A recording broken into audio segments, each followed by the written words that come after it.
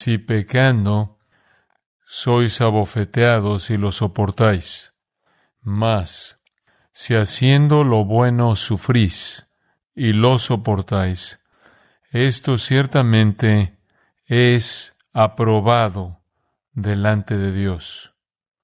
Pues para esto fuisteis llamados, porque también Cristo padeció por nosotros, dejándonos ejemplo para que sigáis sus pisadas, el cual no hizo pecado, ni se halló engaño en su boca, quien cuando le maldecían no respondía con maldición, cuando padecía no amenazaba, sino encomendaba la causa al que juzga justamente, quien llevó él mismo nuestros pecados en su cuerpo sobre el madero, para que nosotros, estando muertos a los pecados, vivamos a la justicia, y por cuya herida fuisteis sanados.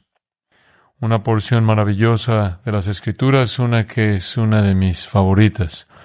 Claro que el versículo 24 es la verdad central del Evangelio, de que Él llevó nuestros pecados en su cuerpo sobre el madero para que nosotros, estando muertos a los pecados, vivamos a la justicia, y por cuya herida fuisteis sanados. Esa es la verdad central del Evangelio, la muerte expiatoria, sustitutiva, vicaria de Cristo, mediante la cual nuestros pecados le fueron imputados a Él, y a cambio por la fe en Él su justicia nos es imputada. Hemos estado cantando acerca de eso toda la tarde. Reconocemos a Cristo como nuestro Salvador, nuestro Redentor, el sacrificio por el pecado, el Cordero de Dios, proveyendo en su muerte redención, liberación, rescate, justificación, adopción para todos los que creen por su muerte, la única muerte sacrificial que satisfizo la justicia divina, la muerte de una vez por todas de Cristo que proporcionó salvación eterna a todos los que creen y confiesan a Jesús como Señor y Salvador. Pero hay algo más en la muerte de Cristo, más allá de la expiación sustitutiva que Él proporcionó, que por supuesto es la característica más monumental de todas de su muerte. Pero hay algo más que usted podrá decir, bueno, ¿es eso incluso posible? La respuesta es sí. Ve el versículo 21. Pues para esto fuisteis llamados. ¿Qué es esto? A sufrir por hacer el bien, como en el versículo 20, a sufrir pacientemente, perseverando, y de esta manera, al soportar ese sufrimiento justo, encontrar aprobación delante de Dios. Usted ha sido llamado a sufrir en este mundo. Debido a que Cristo sufrió por ustedes, ustedes tienen el privilegio ahora de sufrir por Él. Como Pablo dijo, lleva en mi cuerpo las marcas de Cristo. Ustedes sufren por causa del nombre de Él. Y en su muerte, versículo 21, Él nos dejó ejemplo para que sigáis sus pisadas en el sufrimiento de usted. ¿Es correcto, claro, considerar la cruz como la muerte expiatoria sustitutiva vicaria de Cristo? La muerte de una vez por todas por el pecado, en la que Él compró la redención para todos los que creerían a lo largo de toda la historia humana. Entendemos la cruz como la validación misma del plan de salvación de Dios, pero se nos dice aquí que algo más estaba pasando en la cruz. Jesús, quien sufrió por nosotros, nos estaba dejando un ejemplo para cómo debemos sufrir. Obviamente no podemos sufrir por nuestros propios pecados, por lo que este no es un tipo de sufrimiento vicario que compre la redención para nosotros o para cualquier otra persona. Pero claramente, debido a que estamos en el mundo sufriendo por causa de Cristo, sufriendo por causa de la justicia, soportándolo pacientemente, lo cual encuentra gracia con Dios, necesitamos saber cómo lidiar con ese sufrimiento. Y para eso lo vemos a Él como nuestro ejemplo. Él es el ejemplo. Debido a que hemos sido llamados a sufrir por el nombre de Él, lo necesitamos a Él como nuestro ejemplo. Él no solo salva a su pueblo mediante su muerte en la cruz, sino que Él se volvió en la cruz el ejemplo perfecto de sufrir con justicia y de sufrir injustamente con la respuesta correcta. El que 1 Juan 2:6 dice que permanece en Él, debe andar como Él anduvo. Entonces, si usted pertenece a Cristo, usted no solo lo conoce como su Salvador, sino que lo sigue como su ejemplo. En su morir, podríamos decirlo así, Él es el ejemplo perfecto de cómo vivir. Él dijo, después de todo, sígueme. Y el apóstol Pablo dijo, síganme conforme yo sigo a Cristo. Pedro no está hablando aquí de su vivir. Sí, lo seguimos en su vivir. Nos esforzamos por caminar como Él caminó. Pedro está diciendo, en su muerte Él es un ejemplo. Un hupogramón, una copia. Algo que usted coloca y rastrea sobre eso para hacer una réplica lo más exacta posible al original. Él nos dio un patrón de cómo enfrentar el sufrimiento injusto. En su muerte, Él nos dio un patrón para vivir en un mundo hostil. Él nos enseñó cómo enfrentar la injusticia, el rechazo, la persecución. Él es el ejemplo sin pecado. En el versículo 22, leemos, el cual no hizo pecado ni se halló engaño en su boca. En su sufrimiento, Él no hizo pecado. Él no hizo pecado en todo aspecto de su vida, pero las pruebas más severas, obviamente, en su vida como hombre, serán las mismas que serán las pruebas más severas en nuestras vidas, y esas serían el sufrimiento imparable, inmerecido, brutal que enfrentamos. Pero en su sufrimiento, el cual desde un punto de vista humano fue injusto, inmerecido, Él fue insultado y menospreciado y blasfemado y burlado y escupido y golpeado y azotado, y usted conoce el resto. Y en todo eso, Él es un ejemplo para nosotros de cómo enfrentar el sufrimiento, porque Él nunca cometió un pecado. Un pecado como cuestionar a Dios, dudar de Dios, debatir con Dios, ni se halló engaño en su boca. Nunca nada salió de su boca que indicara un corazón malvado. Él nunca hizo nada impío, Él nunca dijo nada impío. Incluso en las peores condiciones posibles. Y Él se convirtió nuestro ejemplo. ¿Para qué? Cuando somos perseguidos por causa de la justicia, lo sigamos a Él y no hagamos nada pecaminoso ni digamos nada pecaminoso. Versículo 23 dice, quien cuando le maldecían no respondía con maldición. La palabra maldecir significa abusar. Palabras viles en contra de alguien. Es un presente pasivo participio, lo cual significa que estaba pasando una y otra y otra y otra y otra y otra vez. Quien cuando le maldecían no respondía con maldición. Cuando padecía en esta circunstancia de maldición, no amenazaba. Él no contraatacó. Y de nuevo, el verbo es un verbo de acción continua. Vino contra él una y otra y otra y otra vez. Usted conoce la historia, le leímos una parte de ella.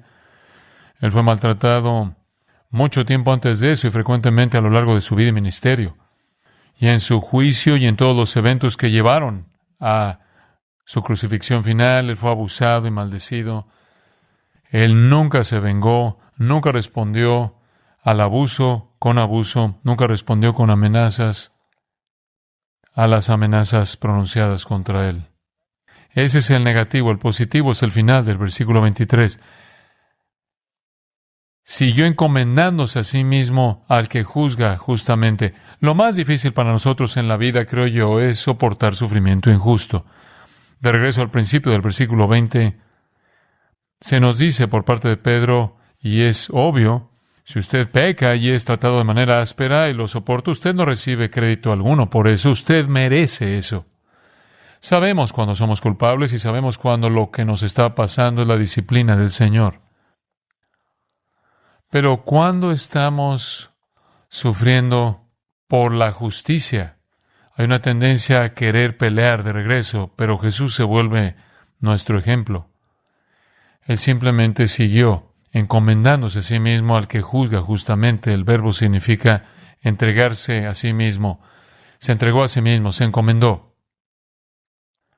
¿Por qué hizo eso? ¿Por qué es que él no contraatacó? Bueno, por un lado, él sabía que Dios era su protector.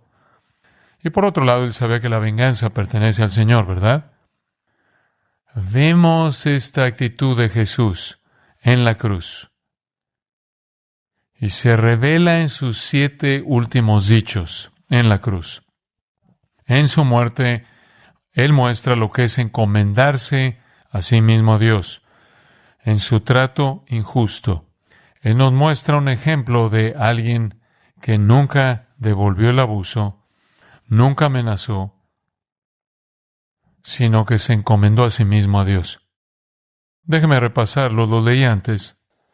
En su muerte, Él nos muestra realmente cómo vivir. En primer lugar, lo primero que dijo en la cruz, Lucas 23:34, Padre, perdónalos porque no saben lo que hacen. Este es el primer principio que ve en un ejemplo. Él murió buscando el perdón para las mismas personas que lo estaban dañando. Este es un ejemplo de cómo debemos responder a aquellos que nos tratan con repugnancia y abuso cuando no lo merecemos. Él sabía que eran ignorantes. Él sabía que ellos no entendían la realidad de su pecado monstruoso. Él sabía que ellos no sabían quién era Él.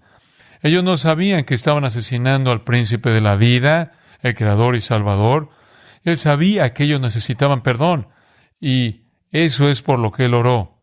El perdón por el que Él oró, en realidad fue hecho posible por el sufrimiento mismo que Él estaba enfrentando. No en manos de los hombres, sino en manos de Dios. Él es el modelo perfecto de perdón, porque Él puede perdonar a las personas que están haciendo las cosas más cobardes que se han hecho en la historia del mundo. Él es un ejemplo de cómo responde usted al ser tratado con maldad feroz cuando usted no lo merece. Usted busca el perdón de Dios para los que se lo están haciendo a usted. La segunda cosa que dijo en la cruz está en Lucas 23:43. De cierto te digo, hoy estarás conmigo en el paraíso. Sorprendente, con todo lo que está pasando y todo lo que Él está experimentando, y Él está experimentando cosas a un nivel humano y Él está experimentando cosas incluso más grandes a un nivel divino. Él está en una posición en la que nunca ha estado antes y Él es una persona eterna. Este es un horror inconcebible para Él.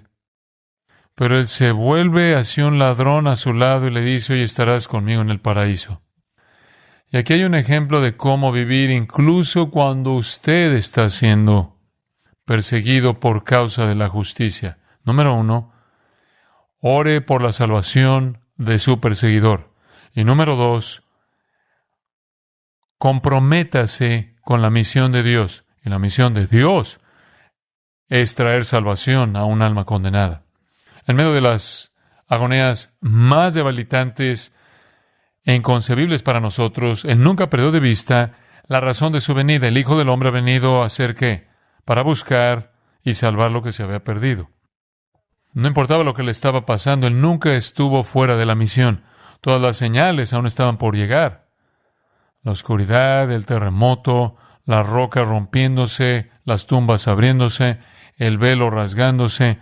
Todas esas cosas sobrenaturales no habían sucedido sin todas las señales y sin una resurrección.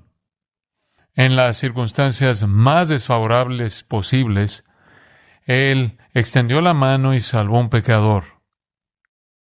¿Qué ejemplo? Él murió perdonando a aquellos que lo mataron y atrajo a la vida eterna a un criminal condenado al infierno. Él nunca estuvo fuera de la misión, incluso en las circunstancias más desastrosas de su vida. Así es como debemos vivir, incluso en su sufrimiento. La misión es el evangelismo. Lo tercero que él dijo, Juan 19, 26 y 27. A María le dijo, mujer, he ahí tu hijo, y a Juan el apóstol le dijo, he ahí tu madre. ¿De qué se trata eso? Él demuestra en su muerte un ejemplo de expresar amor desinteresado. Si alguna vez hubo un momento en el que podría haber estado preocupado por su propia situación, en el que él hubiera tenido un derecho de llamar a alguien para que le ofreciera consuelo, estando de pie cerca de la cruz, él ve a María, su corazón ahora está perforado, ella está en dolor, ella está viendo al hijo que amaba clavado a una cruz, ella está experimentando debilidad, silencio, confusión. José está muerto, hasta donde sabemos. Las multitudes se empujan, los soldados están apostando, Jesús está sangrando y muriendo, ella no tiene marido, ella no tiene hijo, y el resto de los hijos de ella no creían en Jesús, según Juan 7:5, no creyeron sino hasta después de la resurrección. Entonces, ¿qué le va a pasar a ella? Ella es una viuda y no hay nadie que cuide de ella. Luego está Juan, ese más íntimo de todos los discípulos, ese discípulo más tierno quien está aplastado y temeroso y decepcionado de manera abrumadora. Y Jesús conoce el dolor de María y él conoce el dolor de Juan. Y sin estar preocupado por su dolor personal y su agonía personal, él une a ambos. Y dice, Juan, cuida de María. María, tienes un hijo nuevo. Juan. Esta es la abnegación de Cristo, lo cual es un ejemplo para nosotros. En la peor de las circunstancias, ¿por qué está preocupado usted? Usted debería estar buscando el perdón para la gente que lo está dañando a usted. Usted debería mantenerse en la misión y nunca perder de vista el hecho de que usted está aquí para guiar a la gente a la salvación. Y usted debería estar totalmente sumergido en las necesidades de otros, sin importar cuán difícil la vida de usted pueda parecerle. Pero él es un ejemplo también en sus cuartas palabras. La cuarta cosa en la cruz está en Mateo 27:46. Dios mío, ¿por qué me has desamparado? ¿Qué muestra eso? Creo que nos dice esto, que Él murió entendiendo el horror del pecado. Él murió entendiendo el horror del pecado. Él sabía lo que hacía. Sea lo que sea que es el misterio de esa separación y es insondable para mí. Él sintió los horrores del pecado. En Mateo 26, Él siente el juicio que está por venir. Y en el huerto Él suda como gotas de sangre. El apóstol Pablo dijo que Él se volvió una maldición. Y la intensidad de su odio hacia el pecado hizo que Él le dijera al Padre, si hay alguna manera de tomar esta copa y quitarla, hace eso, mas no se haga mi voluntad, sino la tuya. Él es un ejemplo perfecto de perdonar a aquellos que lo persiguen. Él es un ejemplo perfecto de evangelizar a aquellos, incluso en las circunstancias más difíciles. Él es el ejemplo perfecto de amar a otros cuando usted está sufriendo más que ellos. Él es el ejemplo perfecto de resistir al pecado. Somos más susceptibles al pecado cuando estamos bajo el asedio y el ataque del pecado. Él muestra su odio hacia el pecado. La quinta cosa que dice está en Juan 19:28. Él dijo, tengo sed. ¿Qué nos dice eso? Que Él murió experimentando sufrimiento para que pudiera tener empatía. Él murió experimentando sufrimiento humano, sed. Aunque Él sabía lo que era tener sed, hambre, no dormir, cansarse, estar débil, ser tentado. Él, de hecho, fue tentado en todo según nuestra semejanza, pero sin pecado. ¿Cuál fue el punto de eso? Para que Él pudiera ser un sumo sacerdote misericordioso y compasivo, que pudiera venir a nosotros en nuestro sufrimiento y ofrecernos consuelo porque Él había estado ahí. Y la sexta cosa que Él dijo desde la cruz, Juan 19:39, consumado está. Me encanta esto. Él nos da un ejemplo de uno, y esto es muy importante, que murió habiendo terminado el trabajo que Dios le dio que hiciera. Él murió habiendo terminado el trabajo que Dios le dio que hiciera. Él apareció, 1 de Juan 3:5 dice, para quitar el pecado por el sacrificio de sí mismo al pagar la deuda. Él hizo eso. ¿Qué tipo de ejemplo es Él? Él es un ejemplo en su muerte de cómo vivir, perdonando a aquellos que lo den usted, que lo persiguen usted por causa de la justicia, evangelizando, sin importar cuán difíciles sean las circunstancias, amando abnegadamente a otros y asegurándose de que las necesidades de ellos están cubiertas, aunque las de usted sean más severas, resistiendo al pecado, empatizando y terminando el trabajo que Dios le dio a usted por hacer. Y finalmente, la cima, lo último que Él dijo en la cruz, está en Lucas 23:46. Él dijo, Padre, en tus manos encomiendo mi espíritu. Todo esto se une en este punto. Esto es lo que Pedro estaba diciendo.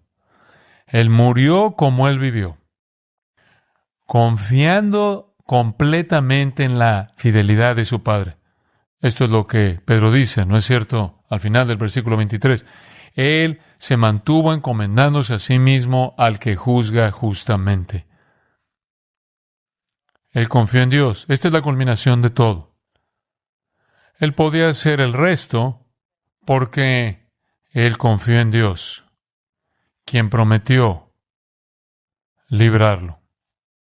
Él sabía que Él moriría. Él sabía que será sepultado. Él sabía que Él resucitaría en 3 días. Él sabía que ascendería a la diestra del Padre. Todo esto es resumido de manera hermosa en Hebreos 12. Escuche los versículos 1 al 3. Por tanto, nosotros también, teniendo en derredor nuestro tan grande nube de testigos, despojémonos de todo peso y del pecado que nos asedia, y corramos con paciencia la carrera que tenemos por delante. Este es el escritor de Hebreos llamándonos al mismo tipo de perseverancia en un mundo hostil. Puestos los ojos en Jesús, Él es nuestro ejemplo, el autor y consumador de la fe. Y aquí está lo que quiero que escuche. El cual por el gozo puesto delante de Él sufrió la cruz, menospreciando el oprobio. ¿Por qué soportó Él todo eso? ¿Por qué enfrentó el sufrimiento como lo hizo? Porque Él sabía que del otro lado había gozo. ¿Cómo supo eso? Porque esa era la promesa del Padre y Él confió en el Padre. Debemos vivir como Él murió, perdonando, evangelizando, amando, resistiendo al pecado, empatizando, terminando y en todo eso, confiando en Dios, en los momentos de los ataques más intensos del infierno y los esfuerzos más peligrosos de Satanás. Porque, puesto delante de nosotros, por la promesa de Dios, hay gozo eterno, como lo hubo para Él. Padre nuestro, te agradecemos por el tesoro de la verdad que cautiva nuestras mentes y corazones y nos permite enfrentar la vida incluso en sus expresiones más difíciles. Gracias por darnos una tarde tan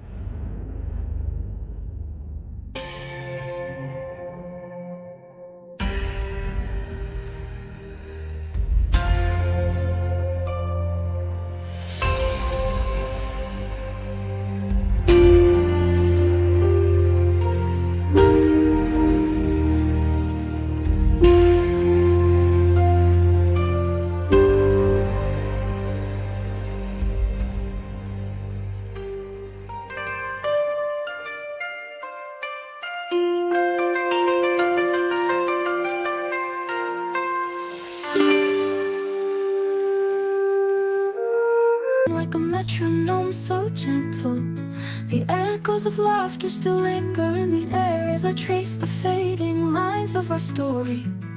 In this symphony of moments, I hear the melody of a love once glorious and gory. Oh, the rhythm of our hearts, a song so bittersweet,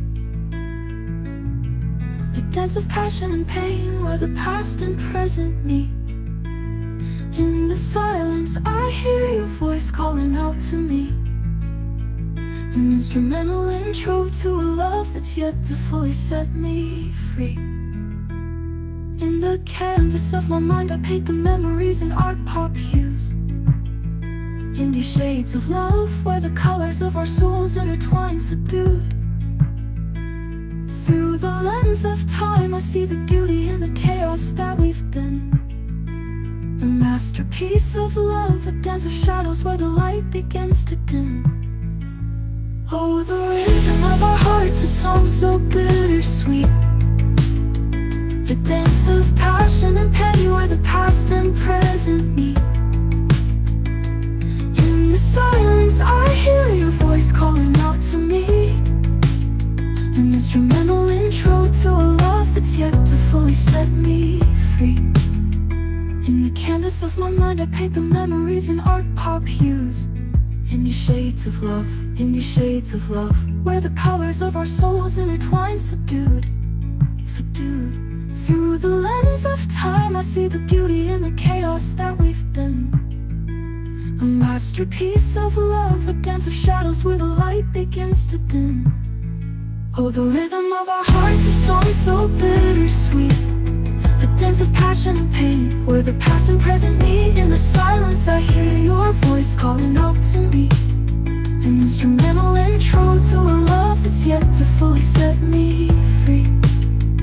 In the quiet corners of my memories where the dust has started to settle, I find fragments of a time when our hearts beat in rhythm, like a metronome so gentle. The echoes of laughter still linger in the air as I trace the fading lines of our story. In this symphony of moments, I hear the melody of a love once glorious and gory.